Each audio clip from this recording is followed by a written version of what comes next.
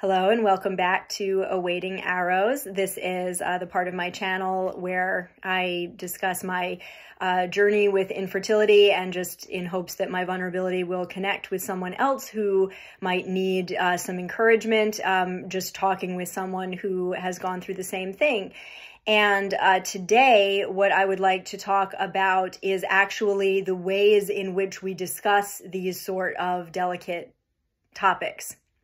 And I want to talk about something that I have seen somewhat in person, but a lot on social media. And I'll start by saying this.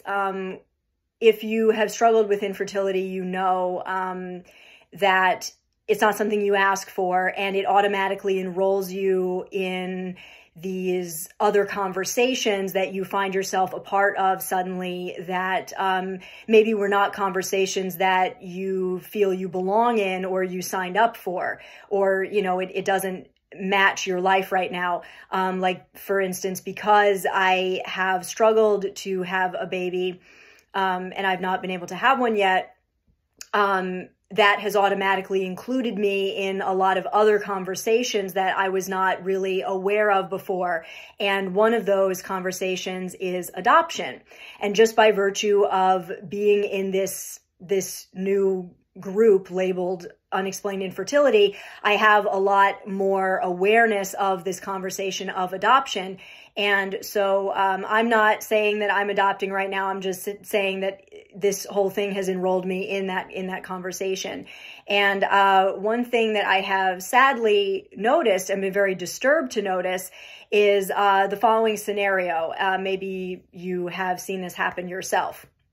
What happens is, on social media, there's a picture or a video that's posted by an adoptive couple, and it's something having to do with the day that they bring their child home, whether it's at the hospital or at the courthouse, or you know, walking through the door of their house with the new baby, introducing them to the grandparents, something that culminates, you know, in the moment when you bring the baby home.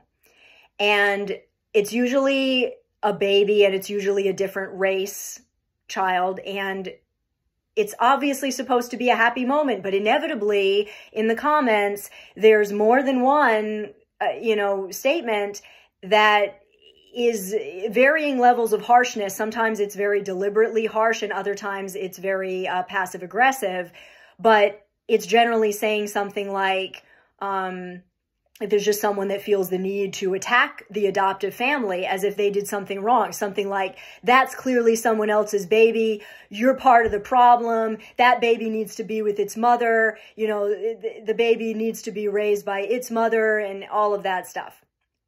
And what I want to highlight about that is something that I believe will help us with any conversation, but particularly conversations that are very sensitive, that have to do with the topic of infertility, adoption, having children, IVF, foster care, supporting people that do any of that.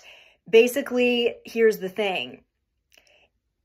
Social media has given us the idea that just because we have access to someone's life, we have the right to comment on it.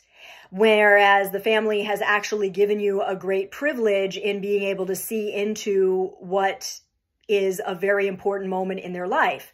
And the other sort of mistake we make with social media is thinking that that picture, that moment in time, needs to be commented on as though it's in a vacuum. Whereas common sense would tell us, if we stopped long enough to think about it, that moment represents a long, long battle of pain and tears and suffering and money and back and forth, just wondering if it's going to work out, not only on the part of the adoptive parents, but also the birth mom. When you think, critically about these comments, you just wonder, did that person even stop to think about the fact that by this moment of adoption, they are supporting the birth mom? They didn't steal the baby. You know, they are part of the solution for the birth mom. And this would not have been able to happen without the birth mom. She's the reason that the baby is being adopted, not just her situation, but the fact that she decided to give her baby a better chance at life by allowing the baby to be adopted. And so all the way around, it's a very difficult process, but this picture or video represents the culmination of something so beautiful, the culmination of, you know, what the system and man might have intended for evil is actually redemptive for the birth mom and the baby and the adoptive parents. It's win-win-win all the way around. And no, that doesn't negate the fact that God did intend for parents to raise their own children.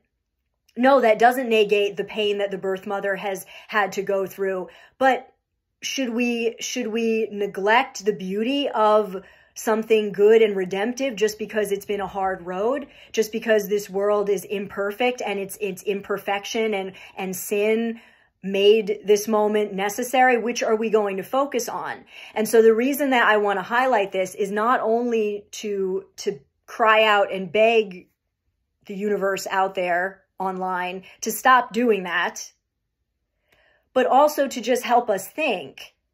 When we see something, even if it's not adoption related, even if it's in person, not just on social media, if you see somebody who is doing something that is just not, that you feel the need to judge in the moment, stop and think, you know, what is my relationship with them? And is judgment really what they need in this moment? You know, stop long enough to think about the process that has led up to that point and start to think, you know, what, especially if you're a Christian, you know, what am I on this earth to do? Am I on this earth and in community with this person to throw judgment on them that they've probably already considered, that they probably are already struggling with?